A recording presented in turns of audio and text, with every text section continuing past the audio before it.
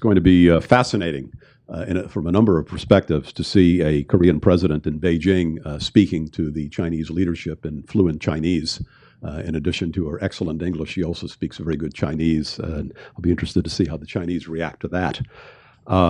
Beyond that, there are obviously new leaders all around that we're dealing with here. President Park's predecessor, President Lee, had a proper but occasionally difficult relationship with the Chinese. And so I think one of the greatest steps forward in Chinese ROK relations has already taken place, and that this invitation was offered and accepted. And so I think the bilateral relationship between Beijing and Seoul is already in a better place, and I think that's a good thing. In going to Beijing, I think President Park has an opportunity to take advantage of the ongoing tactical shift by China with respect to the Korean Peninsula, to use this opportunity to try to get China to engage in some new and expanded thinking about the future of the Korean Peninsula. I think it's very important that the Chinese leadership begin to do what many Chinese scholars are already doing, which is looking at the end game on the Korean Peninsula and getting the Chinese leadership to understand the fact that North Korea is, at the end of the day, not a sustainable entity. And so the Chinese leadership, I think, needs to begin thinking about what the future of that peninsula will look like when the day finally comes that North Korea, one way or the other, leaves the scene.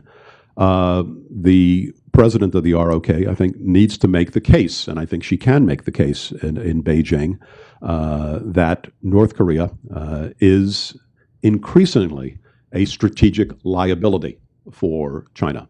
The level of tensions that North Korea creates, its determination to keep and even expand its nuclear weapons and missile capabilities, the very troublesome behavior that we've seen from North Korea in recent months, its threat to use nuclear weapons, all of those things necessarily require a very strong and very clear response by the United States, the ROK, and others in the region.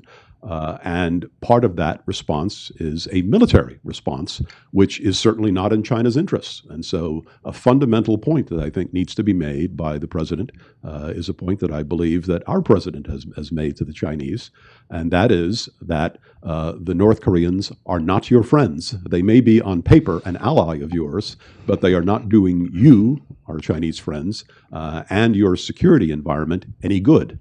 And I'm fairly confident that I think President Park will make those points. There is a growing economic, people-to-people, social relationship between the ROK and China.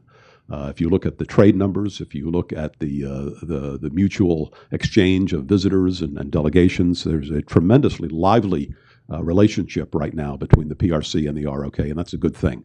And so another collateral message, I think, that needs to be conveyed to the Chinese by President Park is that this is the future. This is what the Korean Peninsula's relationship with you could look like in a much broader and more significant way. And I think that would be a message that would be reassuring to Beijing. But at the end of the day, I think the president of the ROK needs to plant the seed in the mind of the Chinese leadership that there is a different future for the Korean Peninsula, one that would contribute in a significant way to peace and stability in Northeast Asia and contribute to China's own strategic interests in Northeast Asia. And I hope from an American perspective that message is conveyed.